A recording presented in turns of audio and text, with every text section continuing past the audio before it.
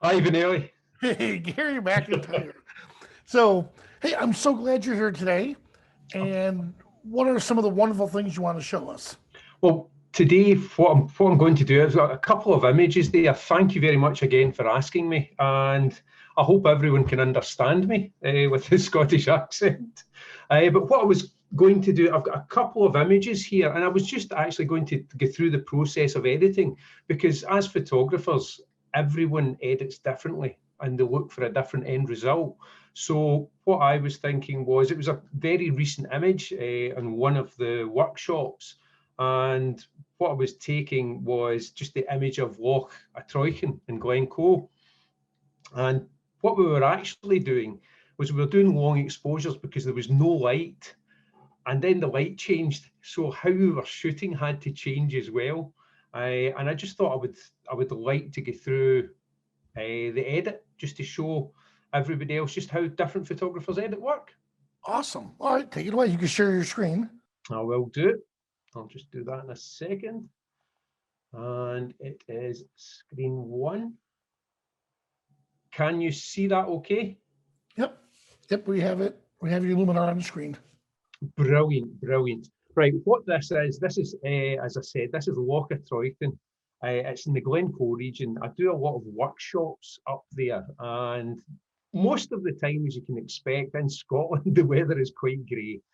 But every now and again, we get breaks in light, just like this here. And what we were doing in the workshop, one of the things that I do with the workshops is we'll go out for the day and we'll shoot. And although we're going through different processes with the photographers, what I actually do is I'll take a couple of shots in the different locations that we're on, so that we can do a 1 hour zoom edit at the end, some other day that suits everyone. So this is why this image was actually taken. So it's just one of those chance images. What we were actually doing with it was we were doing long exposures, and it was just to blend out the grass. But as I say, the light actually changed. So switched from the long exposure, and this was actually shot. This was a 30th of a second because the light was just moving across the glen, and it was at 34mm and f10 for this one. So what I thought I would do is I'd just get through the edit with you, just how I normally process images. And this one in particular, I'm just going to run through, as I say, the ones that I would use. Plus, at the end, I'm also going to show you, I think I mentioned it at the last deep dive that was done, how I can bring all these effects into one, just and with the click of a button. That's what I really like Luminar AI. It gives me a really, really good starting point when it comes to editing. So if that's okay with yourselves, I'm just going to go through my process and my considerations with this. First thing, as always for me, because I absolutely love what it does to it, I'd love to know what's programmed behind it, but I see there's 1,420,000 lines of code, so maybe I wouldn't like to know. First one for me is just the accent AI, and it's just from the difference that that actually brings. I like subtle edits most of the time. I do a lot of image editing as well, and that's when I can just go crazy with everything and create different worlds. But I really like the subtle edits, and that's what I find with Luminar. It helps me with that, and that's just one slider, and that's made so much of a difference to me for a starting point for this image. The composition is, I'm going to leave the composition at that, and then basically jump straight into the structure as well. But I also use a lot of masks when I'm editing, so there's certain areas within this image that I don't want the structure to affect too much, because I don't want our eyes drawn to it too much. And in particular for this one, for me, because there's a lot of texture there, I want to pull back the texture here. So basically I'll go into the mask and the eraser, and I'm just going to leave everything at 100%, simply because it's a deep dive event and I don't want to eat into the time. So I'm going to take it out from here.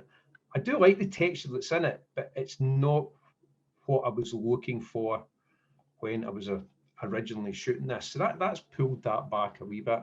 And as I say, I actually really love one of the simplest things in it. Is this. I love just being able to see the progress so quickly with that. So I'll turn that back off. My next process as well is the details. I balance the image at the very end. I get my edits to where I really want them to be, and then I go in and balance the image. And I suppose, as I say, everybody will work differently with this. And you'll find your own flow and how you edit and what you do as well. So, but this is what my main process. And to be honest as well, as I say, I'm going through like AI enhance and enhance AI, structure AI, and then I'll get into the details. It also really depends on the image, what I'm actually going to do first. But most of the time it's landscapes for myself. So I'm going to jump into the small details here. And I'm just going to push them just a tiny bit, because the way I think of it is, as you can see, I wear glasses. I also wear glasses for medium distance as well, 2 different pairs. So when I look at the distance, it's sharpish, but it's not perfectly sharp. So I try not to bring that back out in the image itself, because as we go into the distance, when we're looking at things, we don't see anything in the details, away in the details, just as sharp as that.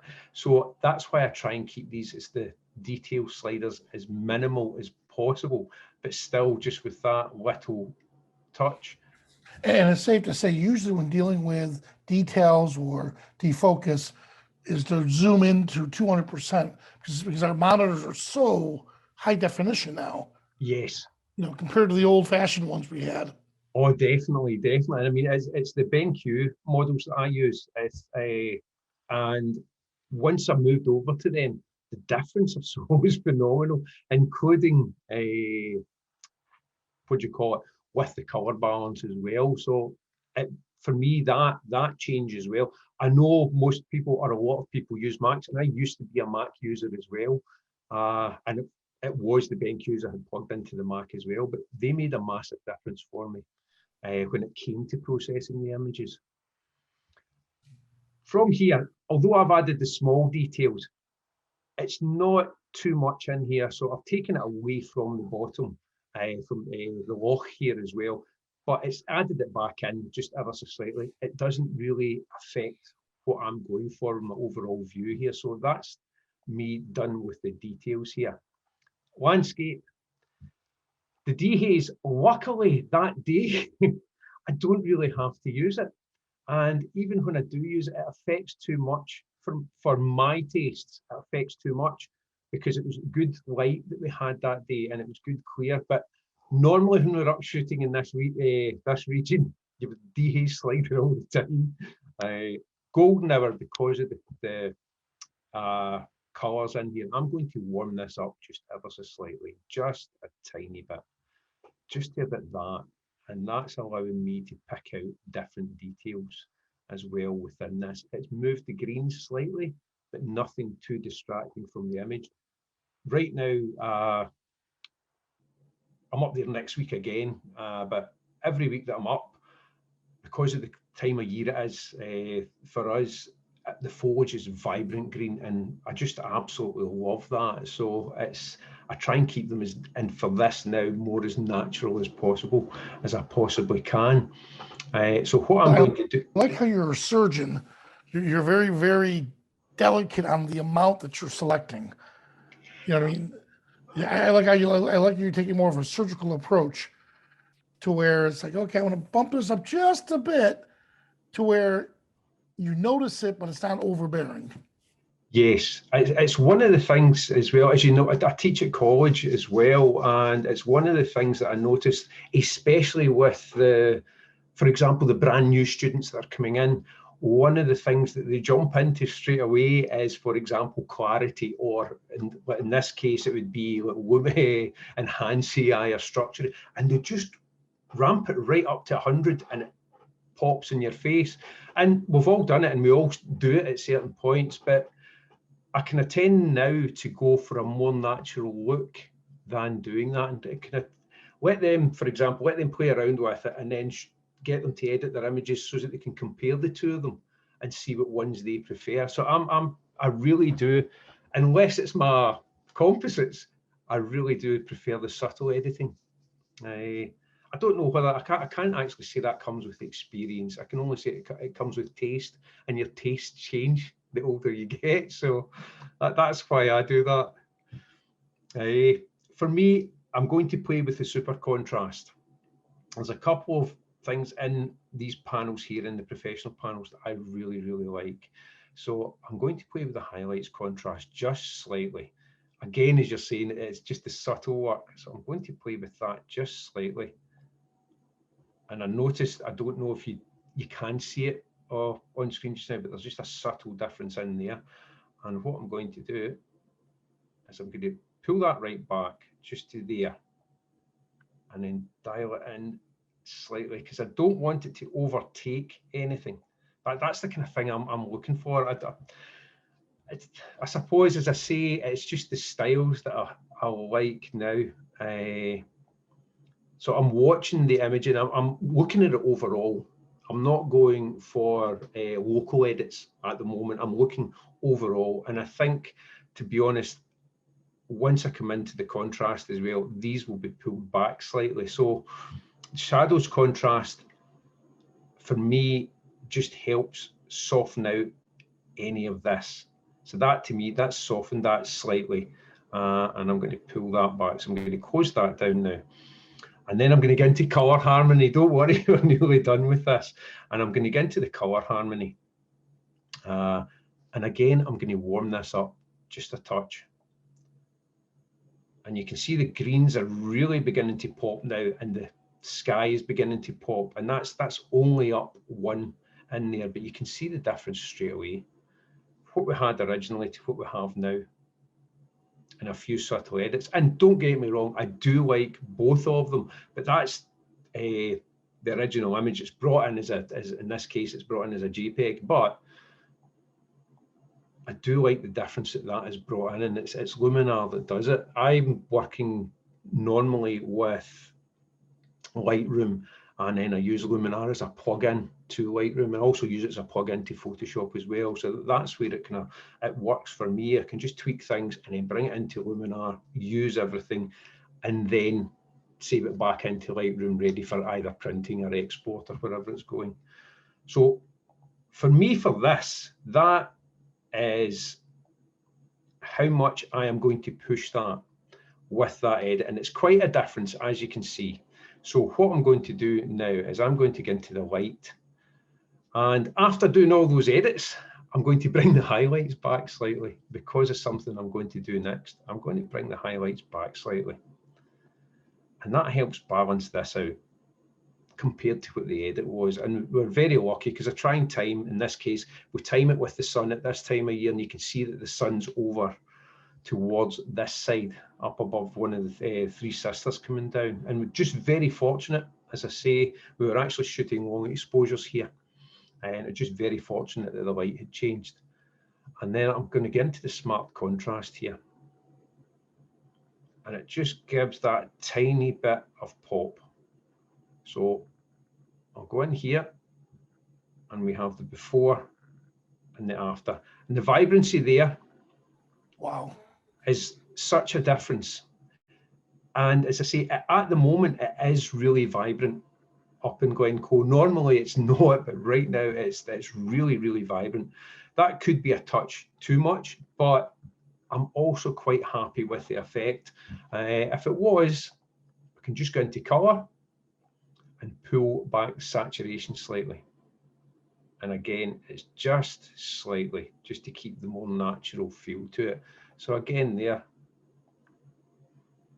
the two images, and it's Luminar that makes this pop. That's the thing that I really like.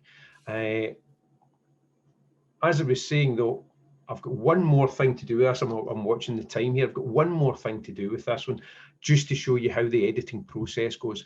For me, the sky is now the wrong tone. It's the wrong tone. There's a bit of touch of magenta coming in there, which is increasing the blues as well.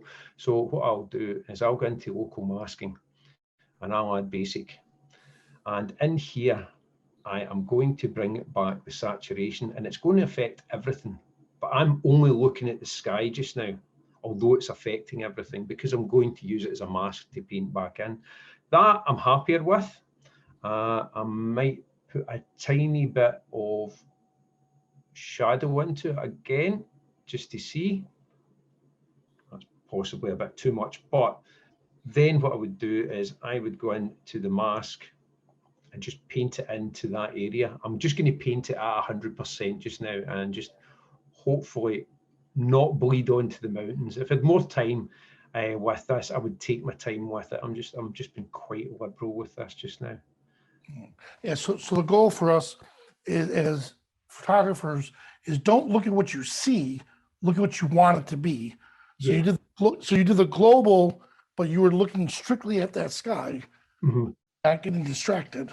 Yes, and it shows that you're breaking the image down. You see it, as you say, you see it globally, and then we need to break. In my thought process, I need to break the image down so that the areas that I want to pop out and I want the viewer to look at is and not be too contrasty or not pull the view away, because this was basically the light that's leading you round and then round there, and the fact that the light just came behind those 4 trees at the time, it looks as if there's only 3 there, but there's actually 4.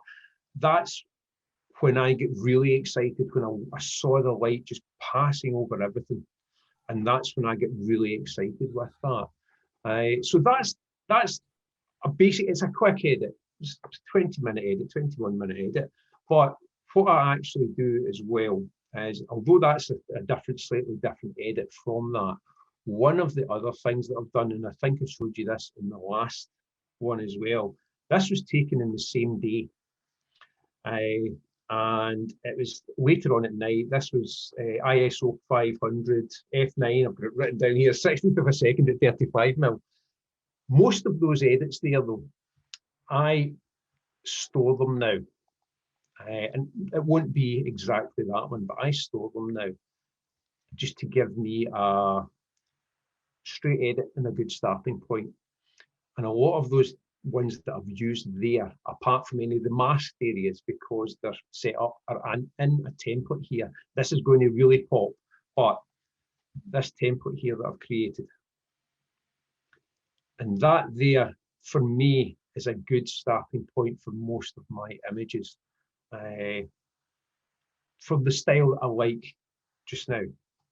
So that gives me a massive time saver, because I now know I can go into any of these at all, and I can go back in here and you can see everything that's been used.